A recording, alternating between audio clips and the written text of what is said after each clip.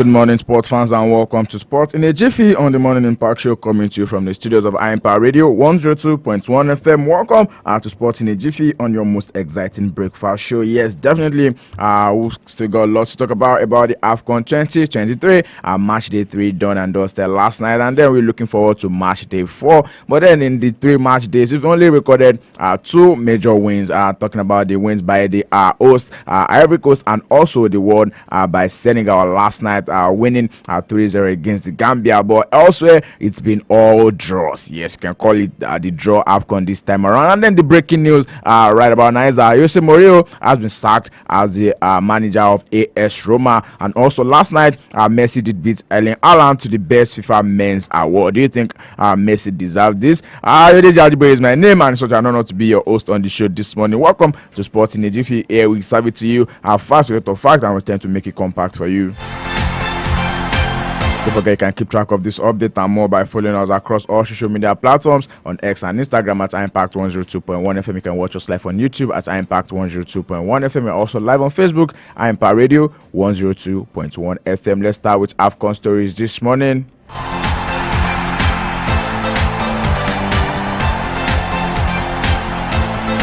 Guinea have definitely joined the green list of surprise sides at the African Cup of Nations by drawing 1-1 against 5-time champions Cameroon in Group C on Monday, despite playing the second half with 10 men. Mohamed Bayo gave Guinea the lead before captain Francis Kamano was sent off before halftime. Frank Magari equalized early in the second half, but a winning goal eluded Cameroon. The brave Guinean showing on the 3 followed a string of unexpected results on Sunday, with Cape Verde defeating Ghana, Mozambique holding Egypt, and Equatorial Guinea drawing with Nigeria. Also earlier yesterday, Lamine Camara scored twice as title holders. Senegal outplayed Gambia 3-0, with the losers also having a player sent off late in the first half. Cameroon did not include Manchester United goalkeeper Andre Onana in the match day 23 after he arrived in the Ivorian capital just a few hours before kickoff. Onana delayed his arrival so that he could play for United near a all-draw Premier League draw against Tottenham Hotspur at Old Trafford on Sunday. And then you can tell that Onana right now is furious, and he's saying that why then do they allow him to book a private jet to come to AFCON if he is not going to be playing?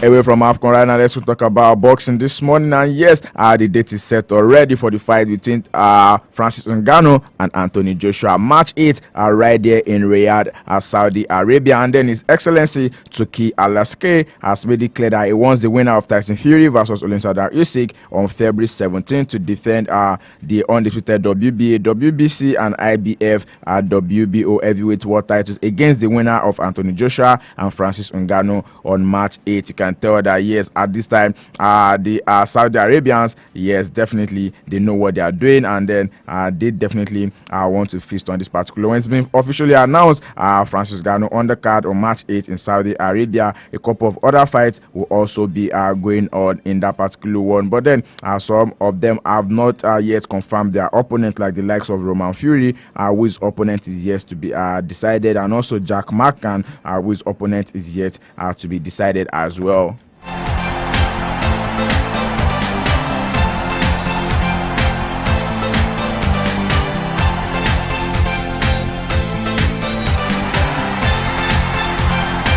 Talking tennis this morning, Naomi Osaka plans to jump straight back into action following an early Australian Open exit yesterday, with the former world number 1 drawing up a schedule that includes tournaments in Dubai, Indian Wells, Miami, and Charleston. The 26-year-old from Japan, who returned only 2 weeks ago after 15 months out and having a first child in July, says she also had discussed penciling in a full clay season with her coach, Wim Fissett.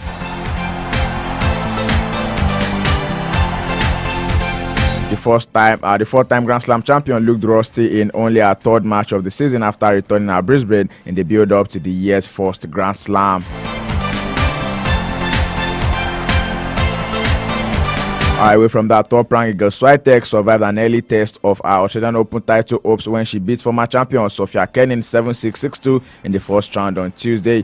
Kenin, the winner in 2020, served for the first set at 5-4 but could not close it out, and Swiatek took it in the tiebreaker. The number 1 seed then broke Kenin in the 5th game of the second set and held on to clinch the victory. The Polish player is trying to win her 5th Grand Slam title, but her first in Melbourne.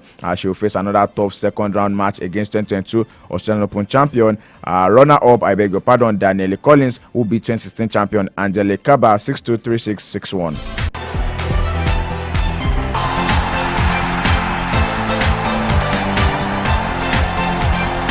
Back to football stories this morning. Jose Mourinho has been sacked as Roma manager, with the club currently ninth in Serie A. The Portuguese with 60 took over in May 2021 and led Roma to a Europa Conference League title a year later. But they are 5 points off Serie A's final Champions League qualifying spot, and last week were knocked out of the Coppa Italia by City rivals Lazio. Owner Dan and Ryan Frederick thanked Mourinho for the passion and commitment he has shown as the boss.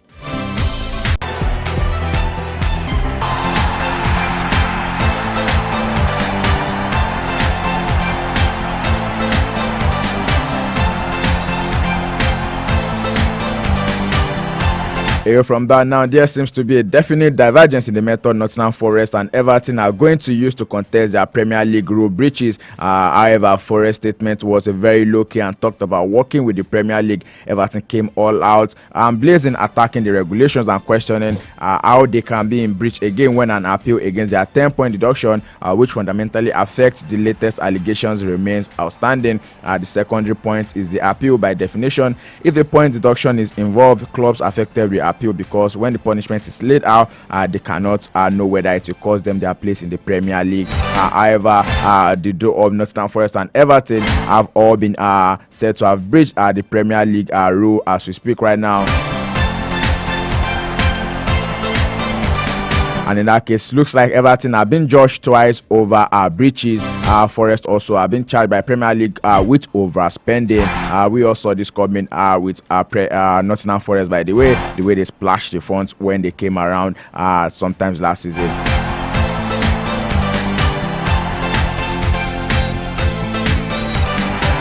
However, last night, Argentina forward Lionel Messi has won the Men's Player of the Year at the FIFA Best Awards, with Manchester City manager Pep Guardiola claiming the Men's Coach prize in London. Inter Miami's Messi edged out City striker Erling Haaland, with Paris Saint-Germain striker Kylian Mbappe third. City's Ederson collected the goalkeeper award ahead of Real Madrid's Thibaut Courtois and Al Hilal's Yassine Bono. City won the treble of Premier League, Champions League and FA Cup in 2022-2023. Messi, who is 36, began 2023 at Paris Saint-Germain before moving to Major League Soccer MLS club Inter Miami in June. He ever picked up the Best Men's Player award for the third time since this format of the awards began in 2016, after doing so in 2019 and 2020. But he's begging for the question right now: why is worthy of winning this award at this particular point in time, taking so many things into consideration? Okay, fine. He won it last year because of the heroics at the World Cup with his country, Argentina. But then this time around, the reverse is the case, because taking a look at the exploit that this particular guy actually had with his team, talking about Erling Haaland last season, it is what Erling Haaland should have actually, won it this time around. Let's take for a context, over the course of the calendar year, Messi played 44 games. He had 28 goals with 12 assists, and then that means he had 92 minutes per goal on average, and then he won 2 trophies. While for Erling Haaland, he played 55 games, had 47 goals, 11 assists, and then 4 trophies. So who is more deserving of the Men's Player of the Year award between these two? Well, we know how this runs, but then congratulations once again to Lionel Messi.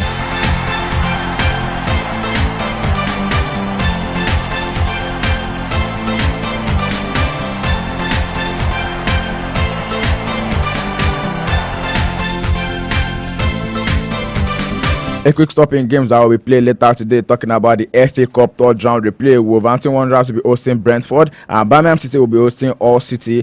Luton Town will be travelling to Bolton Wanderers, while West Ham United will travel to Bristol City. Newport County will travel to Islay. In the African Cup of Nations Group D match, Burkina Faso will be hosting Mauritania at 2 p.m. Nigerian time. And in Group E, Tunisia will be hosting Namibia, while South Africa will be playing away to Mali at 8 p.m. Nigerian time. In the Asian Cup, Thailand will be hosting Kazakhstan, while Saudi Arabia will be hosting Oman. In the Spanish Copa del Rey later tonight, Getafe will be hosting Sevilla, Atletico Bilbao will be hosting Alaves, and also Tenerife will be hosting Mallorca, while in the Italian Serie A, Juventus will be hosting Sassuolo.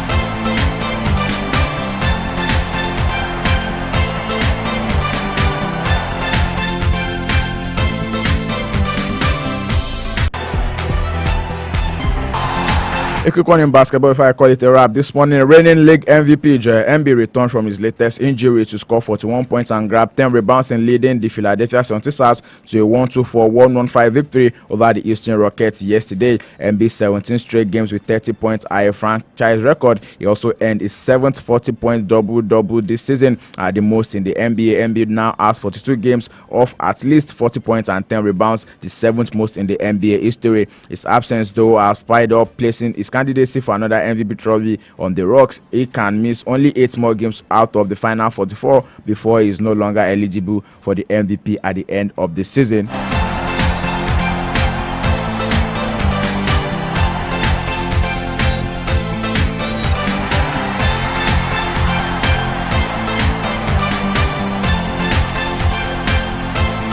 Taking transfer updates as they have them on the back pages of the major dailies. This morning, Manchester United will need to stump up at least 80 million euros if they are willing to secure the signature of Barcelona defender Ronald Araujo. Araujo has made 20 appearances across all competition for the Catalan Giants this season, attracting attention from across Europe.